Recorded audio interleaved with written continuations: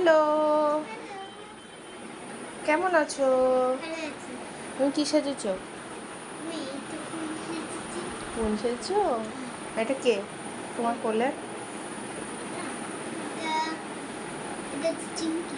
চিঙ্কি কি কিনে দিয়েছে? হুম?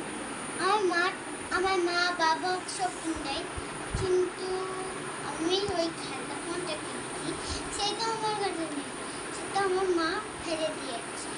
তাই? হুম, তোমার মা ফেলে দিয়েছে খেলনা ফোন? হুম।